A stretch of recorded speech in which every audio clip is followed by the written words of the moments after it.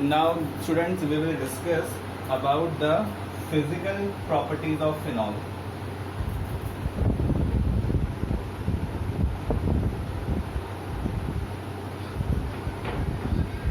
And in this physical properties of phenol, we will mainly talk about type of intermolecular forces and solubility of phenol into water.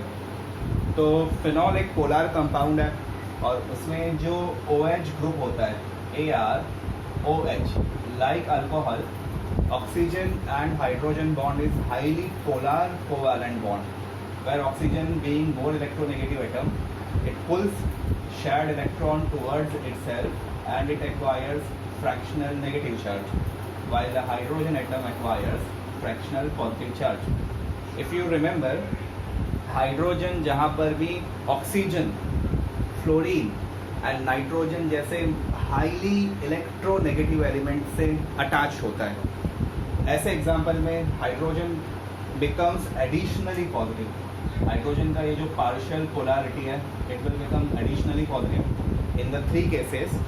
If hydrogen in any molecule, whenever hydrogen is bonded either with fluorine or oxygen or nitrogen, so ऐसे case में ये जो special covalent bond होता है, they are so much polar that they acquires negative charge and hydrogen specially ज़्यादा positive बन जाता है. So this is a additional positive charge on hydrogen in this situation if it is bonded with any of these three atoms. अब इस case में अगर phenol highly polar molecule है, so it will definitely happen that कि phenolic molecules एक दूसरे को attract करेंगे and the kind of interacting force between them is of this type.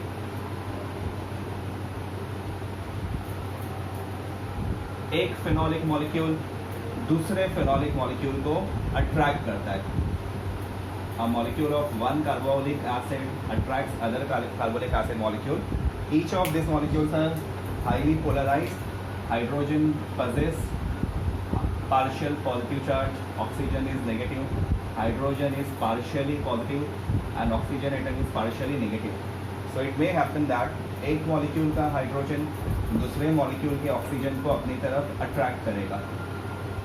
And this is called as intermolecular hydrogen bonding. The force of attraction between hydrogen atom of one phenol and oxygen atom of another phenol, it is a kind of intermolecular hydrogen bonding. Intermolecular hydrogen bonding. तो phenolic molecule आपस में intermolecular hydrogen bonding generate करते हैं. And this is why the reason is that कि उनका hydrogen atom additionally positive होता है. Same thing, it is not new, same thing you have studied for alcohols also. Alcohol जो होते हैं ROH और other alcohol ROH, they also have same kind of interacting force. There hydrogen atom is partially positive, oxygen is partially negative, positive negative charges, and they also have same type of interacting force. Hydrogen atom of one alcohol gets attracted towards oxygen atom of another alcohol molecule. It is also a kind of intermolecular hydrogen bonding. So the force of attraction when comes, either it is phenol or alcohol, their molecules have intermolecular hydrogen bonding. It is the type of intermolecular force between the molecule. Now, if phenol is added in the water or if alcohol is added in the water, then alcohol का oxygen या फिर hydrogen phenolic group को attract करता है क्या? It will tell us about the solubility. So first you copy this. In phenol to phenol and alcohol to alcohol कैसा interacting force होता है, and then we will discuss about the solubility of phenol or alcohol in the water. First write it down.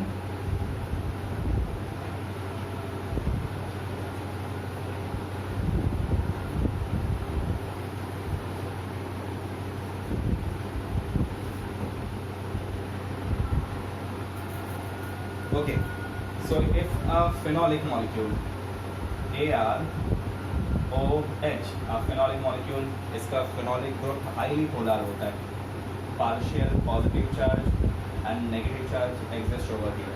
And when it comes with the in contact with a water molecule, जब ये एक water molecule के oxygen के साथ contact में आता होगा, so water also has OH group like phenol and alcohol. It is also a polar solvent.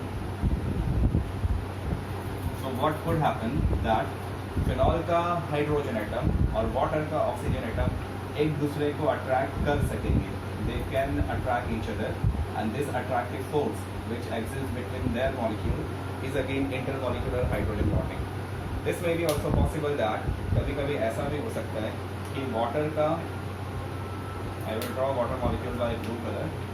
So water का hydrogen atom, this is the other water molecule carrying negative charge and positive charge on their atoms. तो water का hydrogen और phenol का oxygen atom ये भी आपस में एक दूसरे को अट्रैक्ट कर सकते हैं, and they also makes intermolecular hydrogen bonding. तो ये कोई कोवैलेंट बॉन्ड नहीं है, it is attraction between different molecule, एक फिनॉल दूसरा water and phenol. So when phenol is added in the water, then they also generate force of attraction which is intermolecular hydrogen bonding, and due to this phenol should be soluble into water. यही hydrogen bonding है जो phenol को water में highly soluble बनाती है. So therefore we can say phenols are soluble in water. Phenol becomes water soluble liquids like alcohols. So all of you note down regarding these 2 points. एक तो intermolecular force है और दूसरा है solubility in water. Solubility in the water is because of the fact of attracting forces between water and phenolic molecule. It is also intermolecular hydrogen bonding.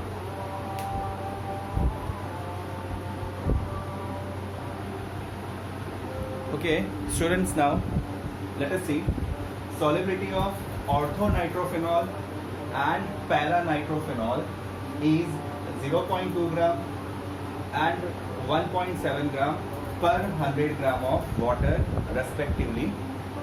Explain the difference. तो ये difference क्यों है? Both are nitrophenol. दोनों phenolic compound है, carbolic acid है, उसमें ortho position पे नाइट्रोफेनॉल है, यहाँ पैरा पोजीशन पे नाइट्रोफेनॉल है. लेकिन अगर हम लोग 100 ग्राम ऑफ वाटर लेंगे, 100 ग्राम वाटर मॉलिक्यूल अगर हमारे पास है, 100 gram of water, so if you add in that paranitrophenol solid, paranitrophenol एक सॉलिड है और ये सॉलिड का हम लोग मैक्सिमम 1.7 ग्राम डिजोल्व कर सकते हैं वाटर में आसानी के साथ. लेकिन अगर हम लोग सेम वाटर में in the 100 gram of water, 100 gram of water, if you want to check orthonitrophenol solid, so इसकी जो सॉल्युबिलिटी होती है वो जस्ट 0.2 ग्राम है. तो क्यों पैरानाइट्रोफेनॉल ज़्यादा सॉल्युबल है? Why it is more soluble while the orthonitrophenol are less soluble. तो ये solubility factor क्यों different है, ये हम लोग को डिस्कस करना है. एक कंपाउंड सिर्फ 0.2 ग्राम soluble है और दूसरा वाला 1.7 ग्राम तक soluble होता है इन 100 ग्राम ऑफ वाटर. अगर 1000 ग्राम ऑफ वाटर होगा तो इसका 2 ग्राम और इसका 17 ग्राम, यानी 1 लीटर वाटर अगर हो 1 लीटर तो इसका 2 ग्राम और ये वाले कंपाउंड का पैरानाइट्रोफेनॉल का हम लोग 17 ग्राम तक डिजॉल्व कर सकते हैं. But why there is difference, the question is that. So difference is there in their solubility. इसका रीज़न इनके स्ट्रक्चर से पता चलता है. When I draw orthonitrophenol, see how to draw orthonitrophenol. इसमें एक बेंजीन रिंग होती है and OH group. Now remember OH group में खुद बॉन्ड एंगल लगभग 109 डिग्री का होता है. It is not like this, ऐसा हम लोग ड्रॉ कर देते हैं, बट एक्चुअली ये एक एंगुलर मॉलिक्यूल है. इसके जो 2 बॉन्ड है ऑक्सीजन का, 2 बॉन्ड, ये 109 डिग्री के एंगल का होता है. तो यहाँ हाइड्रोजन एटम आएगा, ये ऑक्सीजन एटम आएगा. ऑर्थो पर नाइट्रो ग्रुप शो करना है NO2 ग्रुप शो करना है। NO2 का खुद स्ट्रक्चर होता है। In this nitrogen the bond angle is such that इसमें एक सिंगल बॉन्डेड ऑक्सीजन और एक डबल बॉन्डेड ऑक्सीजन अटैच होता है। एंड नाइट्रो ग्रुप में नाइट्रोजन के ऊपर टोटल 1 2 3 4 बॉन्ड है, मतलब nitrogen is positive and this oxygen is negatively charge. While OH group में जब जैसे कि अभी हमने डिस्कस किया है, oxygen partially negative and hydrogen partially positive होता है। तो यहाँ पर ऑर्थो पोजिशन होने की वजह से OH group is highly polar, nitro group is also highly polar and this polar and polar groups are closed enough to each other, ये आपस में बहुत क्लोज है। When you draw para nitrophenol, then para nitrophenol में जो situation है वो कुछ ऐसी आएगी। Consider it is the benzene ring, इसमें OH group O and H group is at one position और जो नाइट्रो ग्रुप आएगा, द नाइट्रो ग्रुप एग्जैक्टली उसके पैरा पोजिशन पर होनी चाहिए। तो ये N and double bond O and single bond O, तो इसका एक पोलर ग्रुप यहाँ पर है, minus charge and plus charge, as OH group of phenol is highly polar, nitro group is also polar, nitrogen is positive and this single bonded oxygen is negative. अब दोनों molecules को आपस में compare करना है। सो व्हाट हैपन्स हियर, यहाँ पर देख सकते हैं कि OH ग्रुप का हाइड्रोजन और नाइट्रो ग्रुप का ऑक्सीजन आपस में नज़दीक होता है। So they start attracting each other, यही आपस में एक दूसरे को अट्रैक्ट करना शुरू कर देते हैं। So this attraction is which kind of attraction? It is intra molecular hydrogen bonding, not inter but it is intra molecular hydrogen bonding. Intra का मतलब होता है विद इन, जैसे इंट्रा कॉलेज कंपटीशन होता है जिसमें एक ही कॉलेज के स्टूडेंट्स का आपस में कोई कंपटीशन हो सकता है, सिंगिंग कंपटीशन, गेम्स, और एक इंटर कॉलेज कंपटीशन होता है जिसमें अलग अलग कॉलेज के जो स्टूडेंट होते हैं उनके बीच में कंपटीशन होता है। तो intra means what? Intra means that कि ये जो मॉलिक्यूल है उसके एटम्स ही एक दूसरे को अट्रैक्ट कर रहे हैं, it is not attracting some other molecule. ये इसी मॉलिक्यूल का OH ग्रुप और उसी मॉलिक्यूल का नाइट्रो ग्रुप एक दूसरे को अट्रैक्ट कर रहा है। So this attraction is intramolecular hydrogen bonding, correct? And this you can see OH group and nitro group is far away, so now they cannot attract each other. But if it is in water, then water के अंदर होने की वजह से water का जो oxygen atom है वो फिनॉलिक हाइड्रोजन एटम को, water is highly polar and वो फिनॉलिक हाइड्रोजन एटम को अपनी तरफ अट्रैक्ट कर सकता है। सिमिलरली ये जो नाइट्रो ग्रुप है as it is also highly polar, तो यहाँ पर एक और वाटर मॉलिक्यूल अज्यूम कर लो, water molecule H2O, water being highly polar group, यहाँ पे वाटर का जो हाइड्रोजन एटम है वो नाइट्रो ग्रुप के ऑक्सीजन को अपनी तरफ अट्रैक्ट करने लगेगा, यानी ये दो जगह पर हाइड्रोजन बॉन्डिंग बना रहा है। OH ग्रुप भी वाटर मॉलिक्यूल के साथ हाइड्रोजन बॉन्डिंग बना रहा है, nitro group is also making hydrogen bond with the water molecule. तो इसमें जो मॉलिक्यूल है वो अलग अलग है, एक फिनॉलिक मॉलिक्यूल है, दूसरा वाटर है, ये फिनॉलिक मॉलिक्यूल है और यहाँ पे वाटर मॉलिक्यूल है। This kind of interaction will be called as what? Intermolecular hydrogen bonding. तो ऐसा नहीं है कि ये जो मॉलिक्यूल है वो वाटर के साथ अट्रैक्टिव फोर्स जनरेट नहीं करता है, no, it is also possible. अगर इसको वाटर में ऐड किया जाए तो वाटर का जो हाइड्रोजन एटम है और फिनॉल का जो ऑक्सीजन एटम है वो भी आपस में एक दूसरे को अट्रैक्ट करेगा, बट वो इतना इफेक्टिव अट्रैक्शन नहीं होगा जितना इफेक्टिव अट्रैक्शन यहाँ पर हो रहा है। ये जितना इफेक्टिव अट्रैक्शन है इस फिनॉलिक और वाटर ग्रुप का जो अट्रैक्शन स्ट्रॉन्गर है, यहाँ पर फिनॉलिक ग्रुप और वाटर मॉलिक्यूल का उतना स्ट्रॉन्ग अट्रैक्शन नहीं होता है, क्योंकि इसकी इंटरमॉलिक्यूलर हाइड्रोजन बॉन्डिंग सराउंडिंग में जो भी वाटर प्रेजेंट है H2O एंड यहाँ पर H2O, उसके साथ इसका एसोसिएशन कम कर देता है। ये आपस में ही इसी के ग्रुप एक दूसरे को अट्रैक्ट करते हैं। And here you can see clearly it is a molecule of phenol, ये जितना मैं हाईलाइट कर रहा हूँ ये फिनॉलिक मॉलिक्यूल है। इसका एक फंक्शनल ग्रुप एक पोलर एंड वाटर मॉलिक्यूल को अट्रैक्ट कर रहा है, दूसरा polar and H2O water molecule को अट्रैक्ट कर रहा है। इसका मतलब ये वाटर सॉल्वेंट में ज़्यादा स्टेबल है, more attraction means more stable, while this one which attracts water very weekly, तो ये वाटर में कम स्टेबल होगा। जितना ज़्यादा वाटर एंड डिजॉल्व मॉलिक्यूल एक दूसरे को अट्रैक्ट करेंगे उतना आसानी से स्टेबल सॉल्यूशन जनरेट होता है। So this is the reason that intermolecular hydrogen bond will stabilize solute and solvent interaction, solute solvent interaction।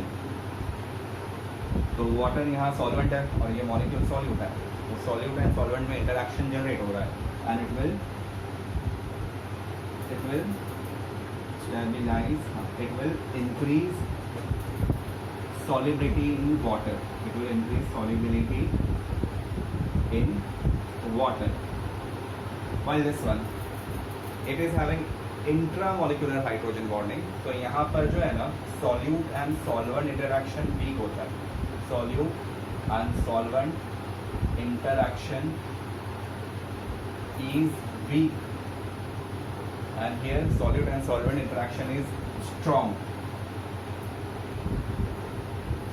it is strong, solute solvent interaction becomes strong।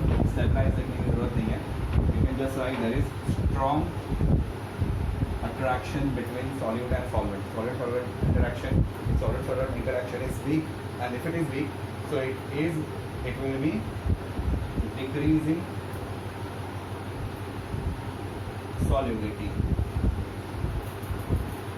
so hence this compound becomes more soluble in the water। तो जब इसको explain करना हो तो ये इसी fact के basis पर एक्सप्लेन हो सकता है।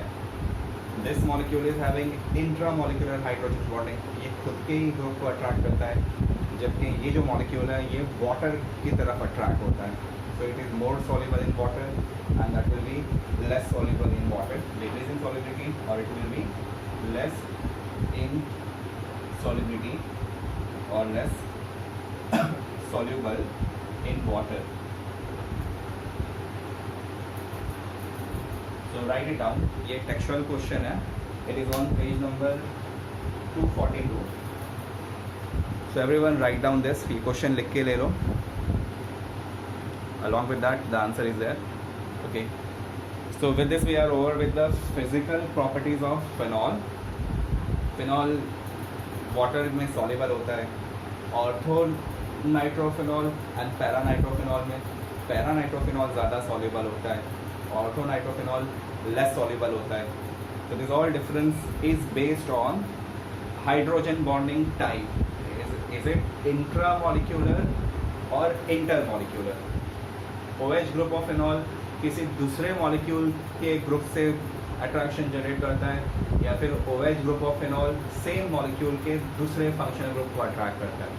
So based on that, so write this question. Now we will discuss some special test which can distinguish phenolic and alcoholic group. So student, as we know, चाहे वो अल्कोहल हो या phenol हो, दोनों के अंदर OH ग्रुप प्रेजेंट होता है।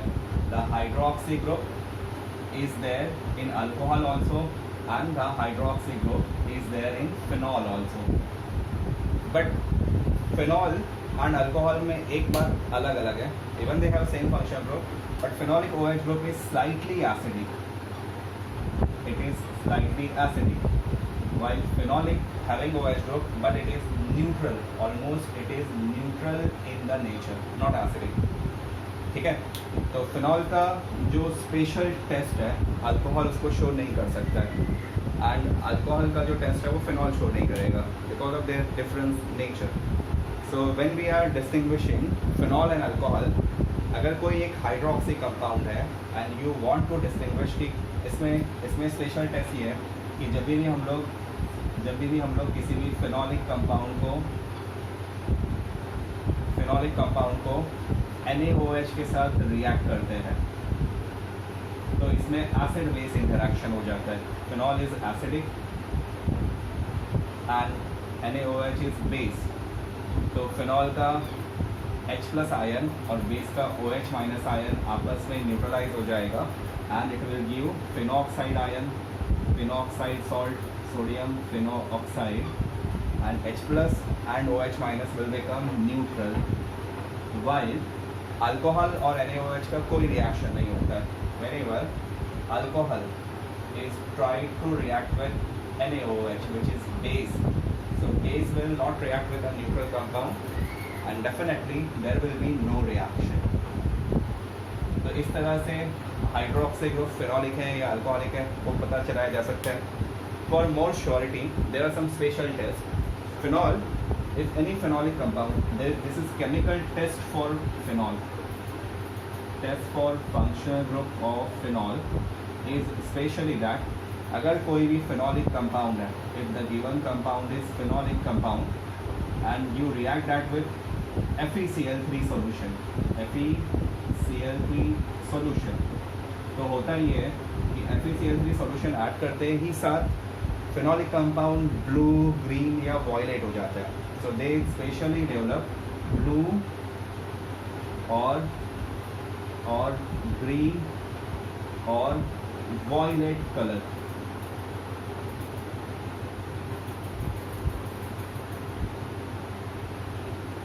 And if you perform same test, अगर ये कोई हाइड्रोक्सी कंपाउंड है but it is alcoholic compound, so alcoholic compound if you add FeCl3, so there will be no coloration, no blue, green or violet coloration will be there. There will be no reaction actually and no special color will be developed. So what is the reason behind it and what is chemical reaction happening here? It is the ability of phenol to lose H plus ion. Alcohol don't have this ability to release H plus ion, but phenols have. Phenol have acidic hydrogen. इसका OH group ऐसा होता है जिसमें से H plus loss हो सके. So let's see what is actual reaction of phenol and FeCl3 here. So I will write, ये एक phenolic ring है and इसमें OH group है and FeCl3. FeCl3 is known as ferric chloride. तो ये जो phenolic H plus आयन होता है और ferric chloride का क्या है? OH Cl minus ion है, sorry, it will develop HCl, hydrogen chloride. And one phenol is not enough. One phenol definitely not enough. इसमें 3 क्लोराइड है, तो और एक फिनॉल हम लोग अज्यूम कर सकते हैं, और एक फिनॉल अज्यूम कर सकते हैं. For a single FeCl3, AROH के 3 मॉलिक्यूल रिएक्ट होंगे and इसका H plus and ferric chloride का Cl minus will give us 3 moles of HCl. Now which salt will be obtained? Of course there will be some salt.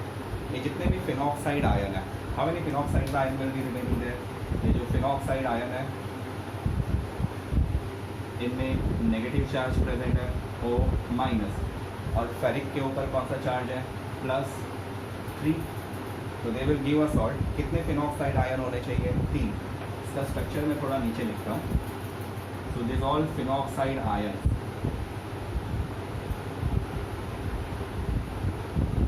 एक, फिर ये दूसरा phenoxide ion and the third phenoxide ion. This kind of compound is formed. Sorry, यहाँ पे एक गड़बड़ हो गई. Phenoxide. The phenoxide ion is benzene ring and oxygen O minus. फिर एक और phenoxide ion O and benzene ring and और एक oxygen and benzene ring. So this kind of salt is generated and this salt is having ferric with +3 charge. Each oxygen is -1. ये ionic salt है, इसमें ionic attraction generate हो जाएगा. This is what the salt which gives blue, green or violet color, especially in phenolic case. But no such reaction of alcohol is possible with FeCl3. Don't overthink that. ये alcohol है और FeCl3 है, so they will react. No, there will be no reaction. कोई reaction नहीं होने वाला है. और जो ब्लू कलर जनरेट होता है वो इसी सॉल्ट का आता है. इसको हम बोल सकते हैं फेरिक फिनॉक्साइड. इसका simple formula, as phenoxide we can write aromatic ring, तो इसका सिंपल फार्मूला है ARO. ऐसे कितने ARO है? Thrice, 3 times and 1 Fe. 3 phenoxide ion और 1 Fe आयन, फेरिक फिनॉक्साइड। और अगर इसको बैलेंस भी करना हो तो याद रखना वैलेंसी इसकी -1 है और इसकी वैलेंसी +3 है। तो ये +3 नेगेटिव आयन का नंबर बन जाएगा और ये जो 1 वैलेंसी है वो पॉजिटिव आयन का नंबर। तो टू बैलेंस +3 3 नेगेटिव आयन्स होने चाहिए, तो उसकी वैलेंसी इस आयन का नंबर बन जाएगी और इसकी वैलेंसी यानी 1 Fe।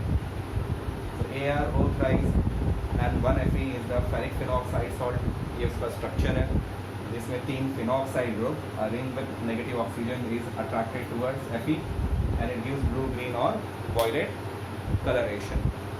So this is the main test, chemical test to check phenolic functional group, और ये टेस्ट तुम लोगों को लेबोरेटरी में करवाया भी जाएगा। So this is how phenolic compound can be detected. तो ये लिख के ले लो सब लोग, everyone write this distinguish।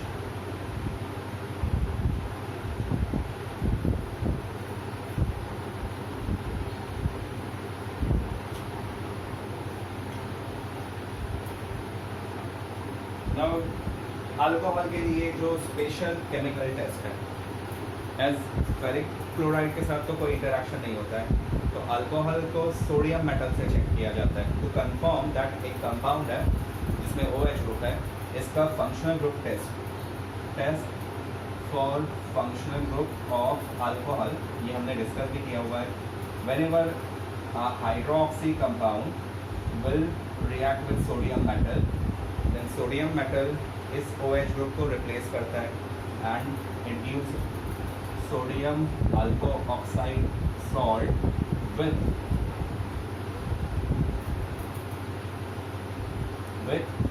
which gas? Hydrogen gas. And to balance hydrogen हम लोग यहाँ कोएफिशिएंट लिख सकते हैं हाफ, क्योंकि ये एक ही हाइड्रोजन एटम है। either write half or multiply equation 2 times of ROH, 2 times of Na will give 2 times of RONA, रोना, and half का डबल हो जाएगा 1 H2O 1 time. So the test, functional group test for alcohol is done with sodium metal. Functional group test for phenolic OH group is done with or confirmed with ferric chloride. तो अगर एक test tube में कोई liquid दिया हुआ है and if you want to check कि ये फिनॉल है या अल्कोहल है, अगर हाइड्रोक्सी है, OH उसमें कंफर्म है, तो हम लोग थोड़ा सा वो कंपाउंड दूसरे टेस्ट ट्यूब में ट्रांसफ़र करेंगे, 2 पार्ट कर देंगे उसके, एक में फेरिक क्लोराइड ऐड करने का। If it turns blue, green और violet, then it will be confirm that कि वो फिनॉलिक है। हाँ, ये टेस्ट अगर नहीं आया, अगर कुछ नहीं हुआ, तो इट मे बी अल्कोहल। और टू कंफर्म इट, वो बचा हुआ जो कंपाउंड है उसमें सोडियम ऐड करो। If hydrogen gas evolves, which can be checked by burning match stick, hydrogen gas catches fire very easily. तो if hydrogen gas evolve, then it will confirm that कि वो कंपाउंड अल्कोहलिक है। So write down this.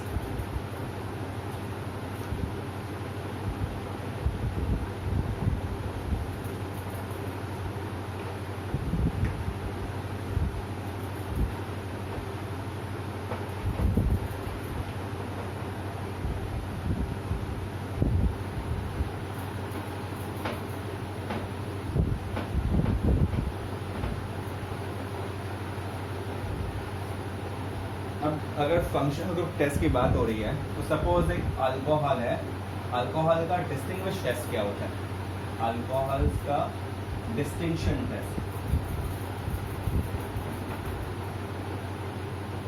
Means it is confirm that कि एक alcohol है, but वो alcohol primary है, secondary है या टर्शरी है, उसको कैसे फाइंड आउट करेंगे?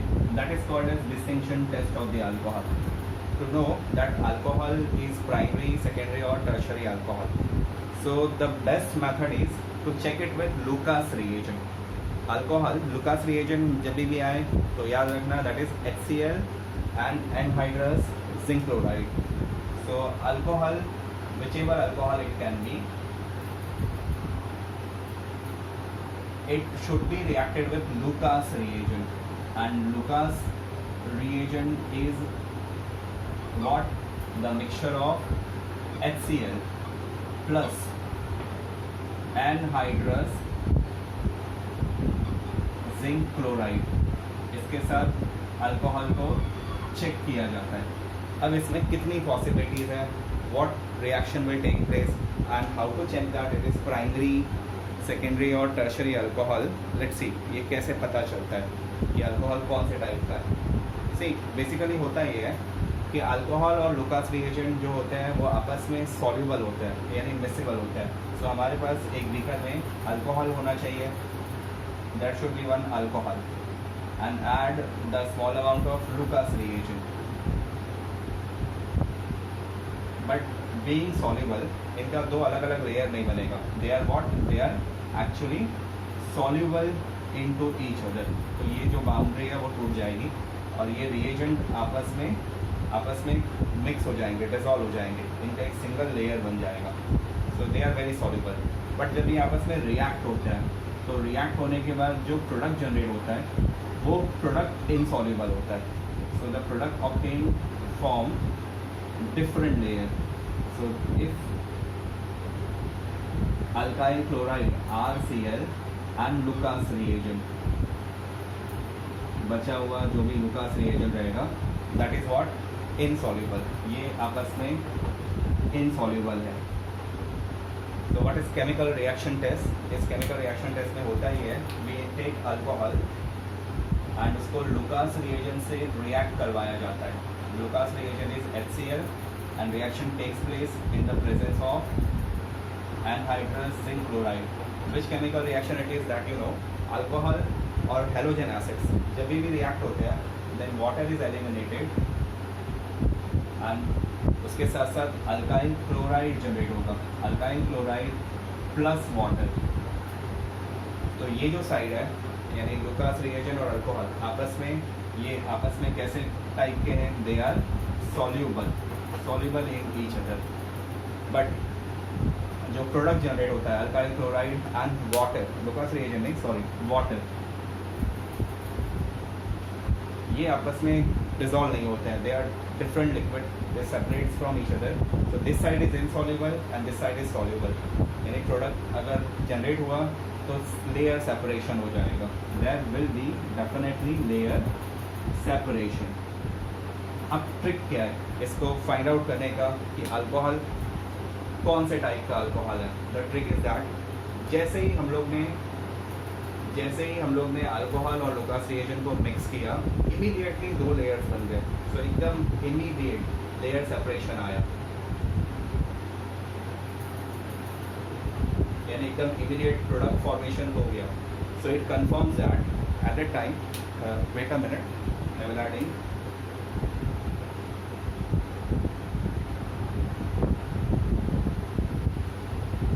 so as soon as we add alcohol in the Lucas reagent and we get immediate layer separation of alkyl chloride। अगर एकदम क्विकली ऐड किया ही दो सॉल्यूशन और दो लेयर्स बन गए, सो it confirms that 3 degree alcohol is used. जो alcohol use हो रहा था वो 3 डिग्री अल्कोहल है। दूसरा पॉसिबिलिटी ये हो सकता है, layer separation happens but it take some time, 10 minute और 15 minutes. So layer separation after some time,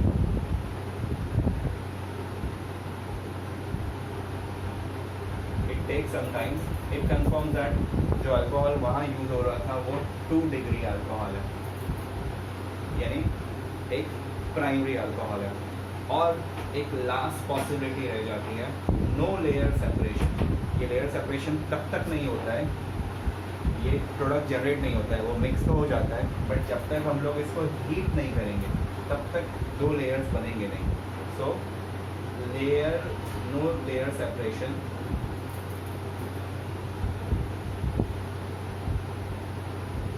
till heating. It confirm that कि जो अल्कोहल वहाँ पे यूज हो रहा है वो अल्कोहल एक 1 डिग्री अल्कोहल है। ठीक है, so this is the balance reaction between Lucas reagent and alcohol. इसमें product alkyl chloride and water generate होता है जो आपस में इनसॉल्युबल है, और alcohol and Lucas reagent, it is Lucas reagent. जो लिखा हुआ है, चलो इसमें एक है लुकास रिएजेंट और दूसरा यूज हो रहा है alcohol. They are soluble in the each other, उनके दो लेयर नहीं होते हैं, ये एक लिक्विड बन जाता है मिक्स होकर, और प्रोडक्ट जनरेट होने के बाद दो लेयर्स बन जाता है। तो कैसे पता चलता है अल्कोहल कौन से टाइप का है?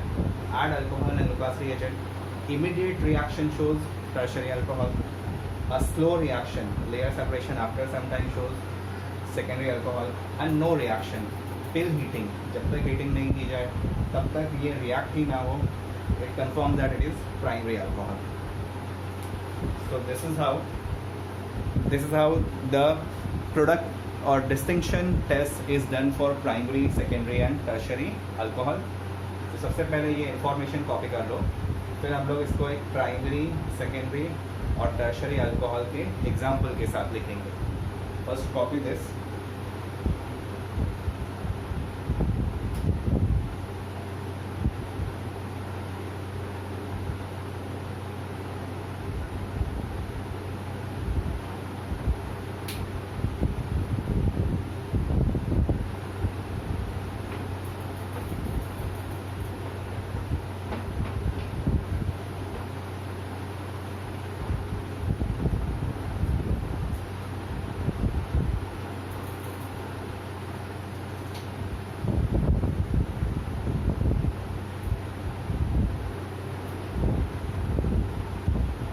So the basic reaction taking place here is this reaction. इसका general reaction कुछ ऐसा है, ROH plus HCl and zinc chloride and hydrous.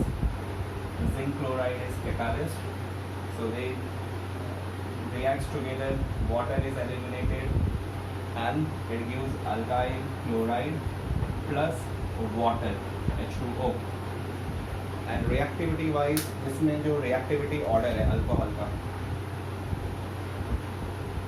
Reactivity order of ROH alcohol is such that कि 1 degree alcohol, 2 degree alcohol and 3 degree alcohol में सबसे fast reacting alcohol 3 degree alcohol है. ऐसा कोई भी रिएक्शन जिसमें अल्कोहल का पूरा OH group, full OH group निकल जाता है, उसमें 3 डिग्री अल्कोहल हाईली रिएक्टिव होता है और 1 डिग्री अल्कोहल बहुत लेस रिएक्टिव होता है.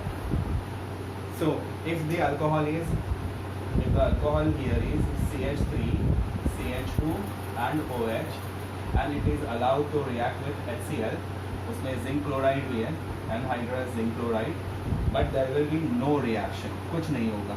दे will not react with each other, क्योंकि ये इतना कम रिएक्टिव है कि जब तक हीटिंग नहीं दी जाए ये रिएक्ट ही नहीं होगा.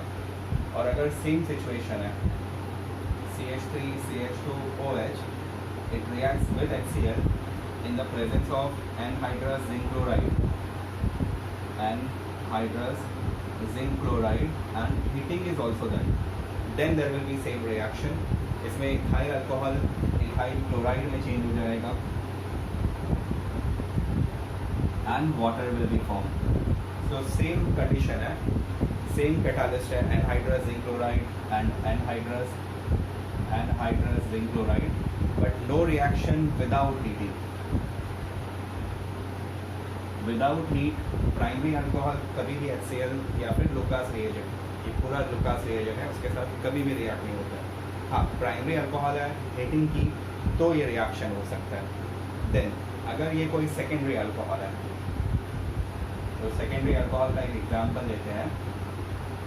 नाउ यू कैन सी ये जो OH ग्रुप है वो सेकेंडरी कार्बन पर अटैच है, as it is having 2 methyl group.